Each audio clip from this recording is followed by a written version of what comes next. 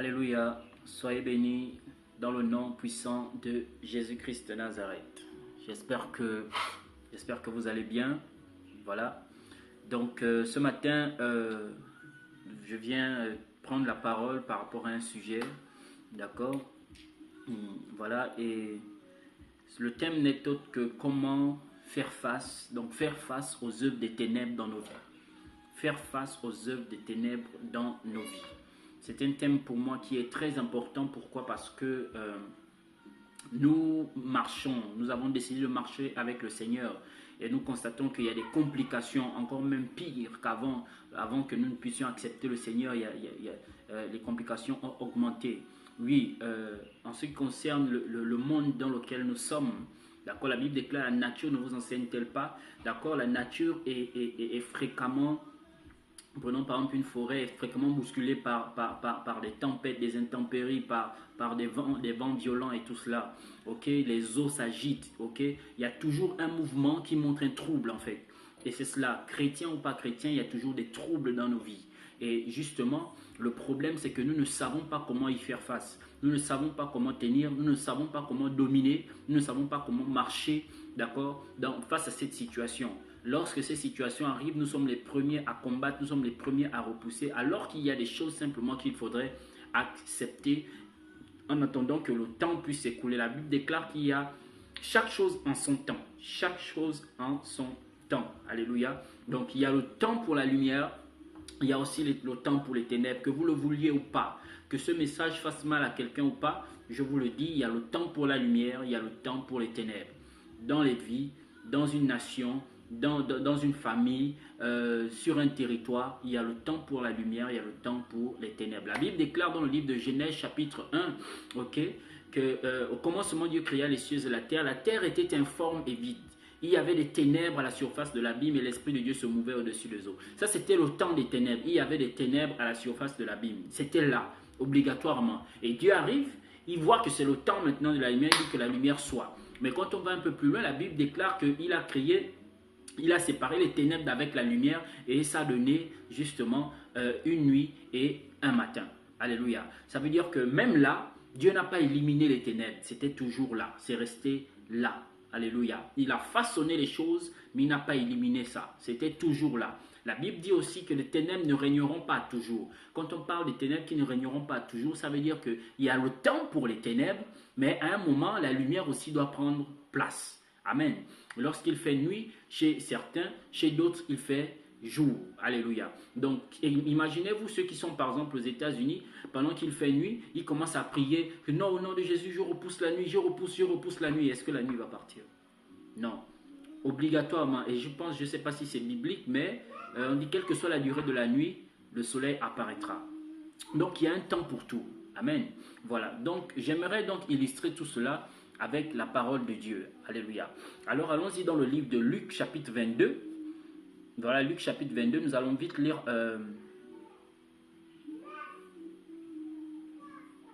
Nous allons lire donc à partir du verset 52. Voilà. À partir du verset 52. Luc 22, verset 52. Jésus dit ensuite aux principaux sacrificateurs, aux chefs des gardes du temple et aux anciens qui étaient venus contre lui.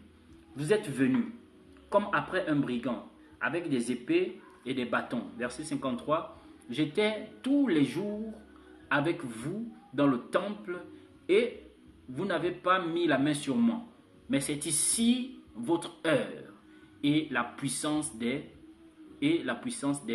ténèbres. C'est ici votre heure et la puissance des ténèbres. C'est ici votre heure et la puissance des ténèbres. Ici, c'est Jésus qui parle lorsqu'on est venu l'arrêter. Ok? Jésus est venu sur la terre. Il a été poursuivi. Des gens sont morts. Des bébés ont été tués. Tout cela. Ok? Jésus a grandi. Il a évolué. Tout était bien pour lui. Tout était bien pour lui. Ok? La Bible ne nous dit pas tout, mais les choses se passaient bien pour Jésus. Alors qu'on va arriver le temps de son ministère, Jésus va, pourtant Satan va venir le tenter, mais Jésus va aller jusqu'à expérimenter les hautes dimensions de la guérison, des miracles et tout cela. Alors arrive le temps où Jésus justement doit passer par les ténèbres. C'était l'heure des ténèbres. La Bible dit que Jésus s'est mis à trembler, il a eu peur. C'était l'heure des ténèbres. Jésus aurait pu tout faire. La Bible dit qu'il a demandé à Dieu d'éloigner la coupe de lui. d'éloigner cette partie des ténèbres-là, s'il est possible qu'il ne rentre pas dans cette phase des ténèbres. Mais Dieu n'a pas écouté cette prière. Dieu a voulu, il dit qu'il doit boire cette coupe. Jésus, il fallait qu'il boive cette coupe. C'est pourquoi Jésus pouvait dire à ses disciples, est-ce que vous pouvez boire la coupe que je vais boire? Alléluia. Amen. Alors donc, il est important de savoir que obligatoirement, nous passerons par les ténèbres. Jésus dit ici aux gens, et pourtant on vient pour l'arrêter, Jésus dit que s'il aurait voulu, est-ce qu'il n'aurait pas demandé de l'aide à son Père et Dieu aurait envoyé des légions d'anges pour le protéger, pour le défendre? Ok? Il dit à ses disciples de rester tranquilles parce que c'est l'heure des ténèbres. Il dit à ces mêmes personnes qui sont venues l'attraper que c'est ici l'heure des ténèbres. Voilà pourquoi je vous laisse. Hey, alléluia. Quand c'est l'heure des ténèbres, je vous assure une chose. Est-ce que vous n'avez pas constaté que lorsque vous vous mettez à prier, quand les choses sont compliquées, les choses ne s'arrangent pas? Hein? Il faut un temps obligatoire. S'il est écrit, s'il est dit sur votre vie que cette phase des ténèbres doit faire 1 mois, 2 mois, 3 mois, 1 an, ça fera 1 mois, 2 mois, 3 mois, 1 an, obligatoirement. Que vous le vouliez ou pas, même si vous jeûnez. Et vous allez vous dire que c'est parce que vous avez jeûné que c'est parti. Non, c'est parti parce que le temps s'est épuisé, le temps des ténèbres, le temps de cette situation s'est épuisé. Et c'est de là où on parle de l'épreuve, c'est de là où on parle du test, c'est de là où on parle justement de la capacité qu'a quelqu'un à surmonter les pressions, parce que ces pressions sont nécessaires pour te former. Une personne qui va en formation, et passe par des situations compliquées. On lui fait faire des choses très très dures, des choses vraiment qui pèsent. Mais cette personne doit obligatoirement passer par là pour se former. La Bible dit que Dieu créa l'homme à son image et à sa ressemblance, mais plus bas c'est écrit Dieu forma l'homme. La partie de la formation justement, c'est là les situations compliquées. Donc nous étions dans le livre de Luc. Je vais un peu vite, désolé. Nous pouvons aussi parler par exemple dans le livre de Job. Job était quelqu'un qui servait Dieu. Dieu a vanté les mérites de Job. La Bible dit de Job qu'il était intègre, juste, droit, tout cela. Mais arrive un temps, il y a toujours un temps, arrive un temps où Satan vient s'introduire dans la réunion de Dieu, d'accord, des fils de l'homme, des fils de Dieu, et voilà que Dieu commence, c'est Dieu qui commence à dire à Satan, est-ce que tu n'as pas vu, tu étais où? Il dit, j'ai parcouru le monde, la terre. Il dit, est-ce que tu n'as pas vu mon serviteur Job? C'est Dieu qui commence à introduire Job devant Satan, c'est Dieu. Satan n'a rien dit, mais c'est Dieu qui commence à introduire Job devant Satan. Pourquoi?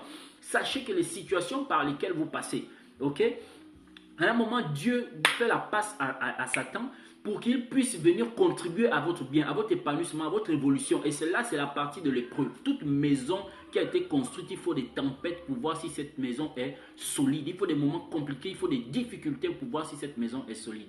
Alors, qu'est-ce qui se passe? C'est très simple. Dieu commence à parler à Satan il excite Satan. C'est lui qui excite Satan. Et là, Satan va lui dire, ben, écoute, est-ce que tu l'as protégé? Donc, laisse-moi le toucher et tu vas voir. Et Satan va toucher Job en un seul jour. Il va tout perdre, ses enfants. Et voilà. Et Job va se fâcher. Du moins, il va déchirer ses habits et il va dire qu'il rend grâce à Dieu. Encore une autre fois, Job n'a pas perdu courage.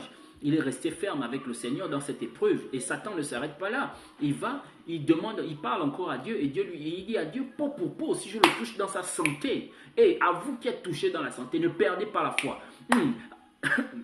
Excusez, à vous qui êtes touchés dans vos os, dans votre chair, ne perdez pas la foi. Sachez une chose, qu'il y a un Dieu fidèle. Ne vous mettez pas à douter. Ne baissez pas les bras. Dieu est en train d'opérer quelque chose dans vos vies. Dieu est en train d'agir. Dieu est en train de se manifester par cette situation. Gardez la foi. Gardez la foi. Alors, justement, Job, va être touché dans sa chair, dans sa peau, à tel point que, écoutez, quand Job quittait le sol, sa peau restait collée au sol, quand il a été frappé d'un ulcère malin, alléluia. Mais écoutez-moi très bien, Job, sa femme lui a demandé de maudire Dieu, mais Job ne l'a pas fait. Maudit Dieu et meurt, il ne l'a pas fait. Il a dit quoi? Nous allons recevoir de Dieu le bien, et nous refusons de recevoir aussi le mal. C'est-à-dire que les situations compliquées, nous allons refuser, mais on est seulement avec Dieu quand tout est bien. Et c'est ça le malheur, c'est ça le problème. Beaucoup de chrétiens aujourd'hui, vous êtes dans les églises, vous commencez à crier le feu, vous commencez à parler des situations par lesquelles vous passez, vous commencez à à chasser même là où il n'y a pas les démons. Vous commencez à chasser parce qu'une situation c'est compliqué. Non, quand vous avez demandé quelque chose, laissez-moi vous dire ceci. Lorsque vous avez demandé quelque chose à Dieu, Dieu répond à vos prières. Mais il répond comment? Il répond en vous faisant passer par des situations. C'est comme ça que Dieu accomplit son plan. Pour que Jésus devienne le Seigneur et Sauveur, il fallait qu'il passe sur la croix. Dieu répond, mais en vous faisant passer par des situations. C'est comme ça que Dieu répond. Si tu demandes à Dieu la patience, tu as prié tous les jours à Dieu, Seigneur, je veux la patience, je veux la patience. Dieu va créer des événements d'impatience autour de toi. Parce que c'est à partir du moment où tu auras gardé ton sang-froid que justement tu auras dominé sur l'impatience. Si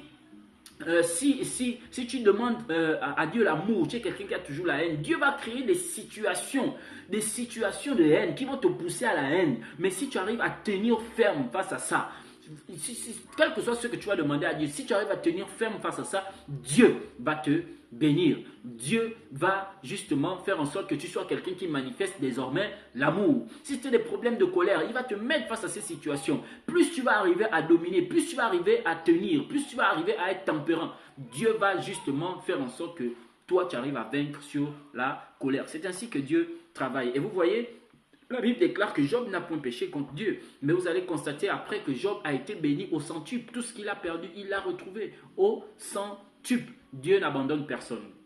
Pour vous dire encore que ces situations sont très très importantes dans la vie de qui que ce soit, chrétien ou pas chrétien. Ces situations, ces vents, ces tempêtes sont obligatoires. Alors c'est à vous de prendre la posture de celui qui a confiance en Dieu. Parfois, vos prières démontrent simplement que vous n'avez pas confiance en Dieu. Vous tremblez. Et c'est dans ce tremblement que vous vous mettez à appeler Dieu. Oh, Dieu voudrait voir à quel point vous êtes stable, à quel point vous êtes solide, à quel point vous êtes enraciné. Ah, oh là là. Ne commencez pas à aller rentrer dans le jeu n'importe comment. Ne commencez pas à chasser les esprits n'importe comment. Ne commencez pas à repousser les choses n'importe comment. Restez là et dites à Dieu, je suis solide, je suis là. Père, je te fais confiance. Voici la prière que vous devez avoir face aux situations. Quand les situations arrivent, vous dites, Père, je te fais confiance. Père, je t'aime. Père, dis-moi ce que je dois faire. Qu'est-ce que tu veux que je fasse pour toi? Ne commencez pas à chercher des solutions pour vous. Commencez à chercher la volonté de Dieu. C'est-à-dire que commencez à demander à Dieu, Père, qu'est-ce que tu aimerais que je fasse pour le progrès, d'accord, des choses qui concernent ton royaume? Qu'est-ce que tu voudrais que je fasse? Quel est mon service? Quelle est ma tâche? Dans ma tâche, qu'est-ce que tu voudrais que je fasse? Si tu es embêté dans ta tâche, reste stable, reste en place et le Seigneur va te visiter. Parce que le Seigneur va démontrer à l'ennemi que voilà, même si tu as été excité, même si tu es rentré dans cette situation, mais regarde, il est resté ferme. Alors pourquoi ne pas le bénir? Pourquoi ne pas l'élever? Pourquoi ne pas le construire? Pourquoi ne pas l'emmener quelque part? Pourquoi ne pas lui donner la puissance qu'il a demandé? Pourquoi ne pas lui donner l'onction qu'il a demandé? Pourquoi ne pas le faire opérer dans des miracles extraordinaires? C'est comme ça que Dieu fait. Tu n'as pas d'argent, reste en place. Ne te mets pas à commencer à demander ici et là. Reste en place. Dieu va te donner. Dieu va te donner. Il est le Dieu fidèle. Il n'abandonne jamais ses serviteurs. Dieu n'abandonne jamais ses serviteurs. Alléluia. Alors, j'aimerais vous dire ceci, que Dieu est vivant, Dieu est fidèle et Dieu n'abandonne jamais ses serviteurs. Alléluia. Alors, nous allons aussi parler, par exemple, pour illustrer tout cela, nous allons aller vous pouvez voir dans le livre de 2 Corinthiens, chapitre 12 et au chapitre 13, c'est Paul qui parle.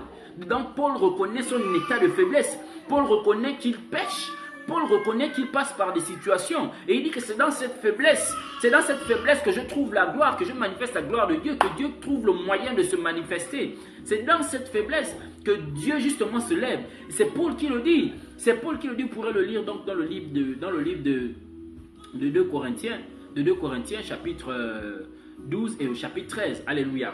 Alors la particularité est celle-là. Dieu n'abandonne personne. Lorsque tu passes par des situations, ce n'est pas que Dieu t'ait abandonné. Dieu est avec toi. Alléluia. La seule chose, c'est que tu dois accepter que dans cette situation, Dieu est en train d'agir. Vous savez, quand vous dites que Dieu vous a abandonné, vous n'êtes pas forcément dans la chair. C'est simple.